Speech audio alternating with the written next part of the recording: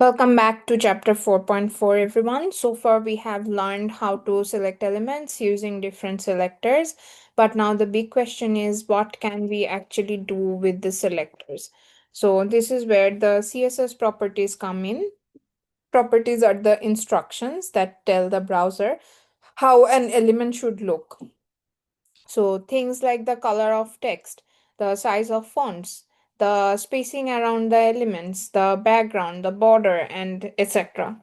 So in this section, we will explore the most commonly used CSS properties, the ones you will be using mostly for like almost every day when styling a web page. So, after this chapter, you will be confident in applying properties to control the appearance of your HTML element.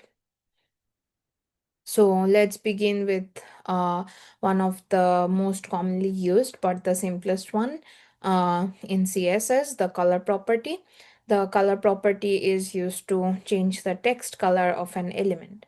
So CSS actually supports 140 predefined color names like red, blue, green, etc. But most of the time we use numeric values to be more precise. There are three main ways to define a color: the RGB values, written as RGB, red, green, blue. Each color channel, red, green, blue, can go from 0 to 255. For example, RGB 255, 0, 0 gives a pure red color. And secondly, we can use the hexadecimal values written as hash, 6-digit code for each pair. RRGGBB is a hex number between 0 and FF. For example, 00 FF00 is green. And then we also use HSL values written as HSL hue, saturation, lightness. Hue is the actual color on a wheel from 0 to 360, while saturation and lightness are percentage. For example, HSL 240, 100%, and 50% gives a blue color, pure blue color. So whenever you see color in CSS, it's controlling the text color, and you can also use any of these formats depending on your preference. Uh, but it is always like better to use one specific kind throughout the whole sheet. So we already learned about RGB, hex, and HSL, but here's something important. HSL is a bit harder to understand compared to RGB and hex, so it is rarely used. Um, Now, both RGB and HSL can also support transparency. This is where the alpha value comes in. The alpha value tells us how opaque or transparent the color will look.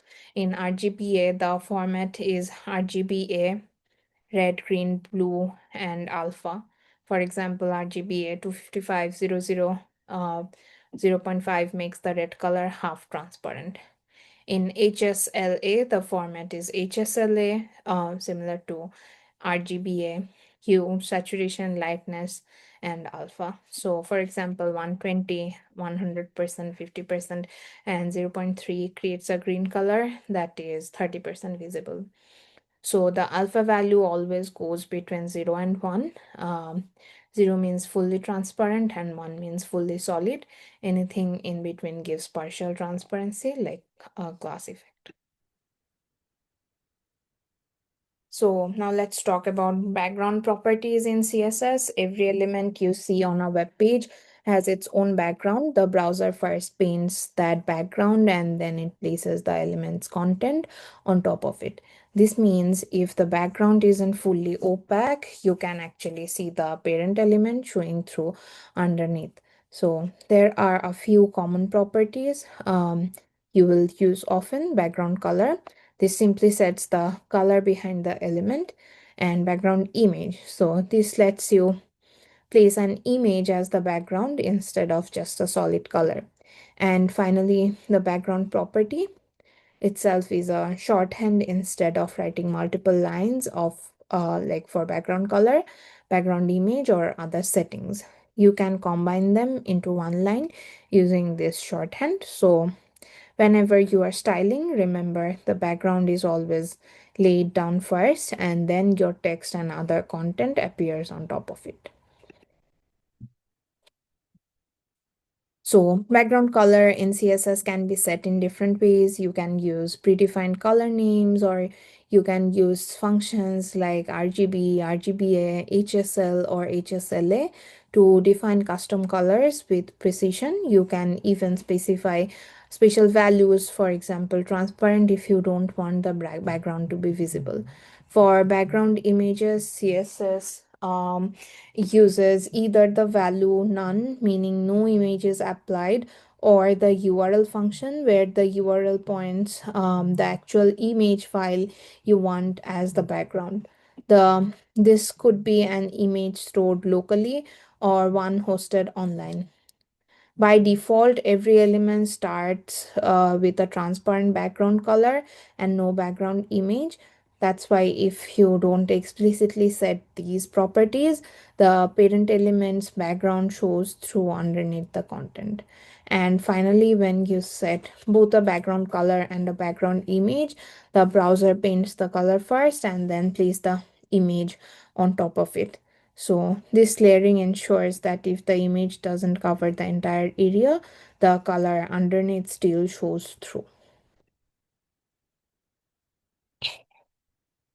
Next, the float and clear properties. The float property in CSS is used when we want an element to float to one side of its parent container while allowing the other content like text to flow around it. By default, the value is none, meaning the element does not float at all. If you set it to left, the element will float to the left side of its parents, and if you set it to right, it will float to the right side. So this property is commonly used for things like wrapping text around images. Now, when we use float, sometimes the next element on the page also try to flow around it, which means which might not always be what we want. This is where the clear property comes in. Clear tells the browser how to position an element in relation to floated element. The default is none, which means the element can still float. If we use left, the element will be pushed down below any floated element on the left side. Similarly, right pushes it below elements floated on the right side. And finally, both ensures the element clears both sides, moving below all floated elements. Together, float and clear help us control the layout and how elements sit next to or below each other. Now let's talk about the display property. This is one of the most important CSS properties because it decides how an element will appear and behave in the layout of a web page. So by default, elements already have display values.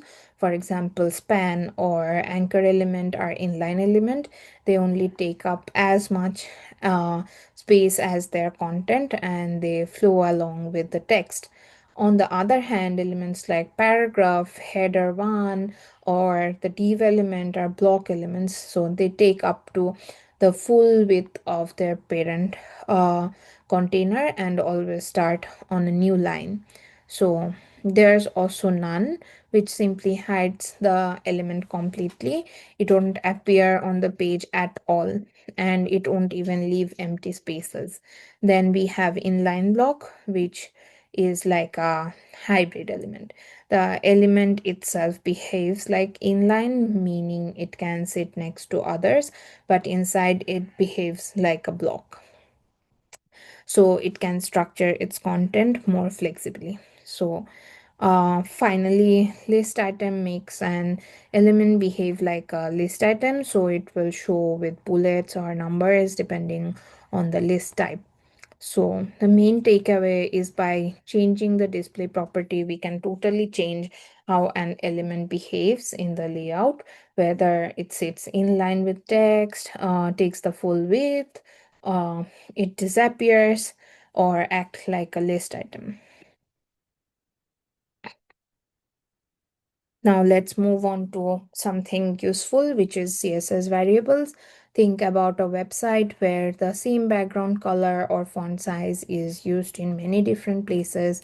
If you ever want to change the color, you would have to search through the entire style sheet and replace it everywhere. So that's a lot of work and it can get messy.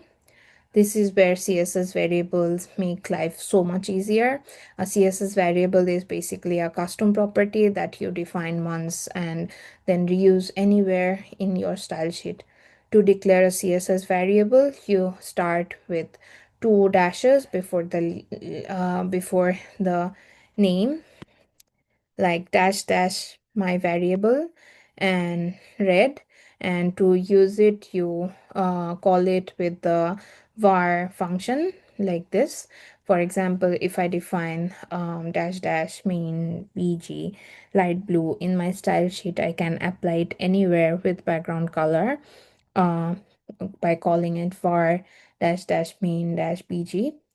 Now, if I ever want to change the background color, I only have to change it once and it updates everywhere.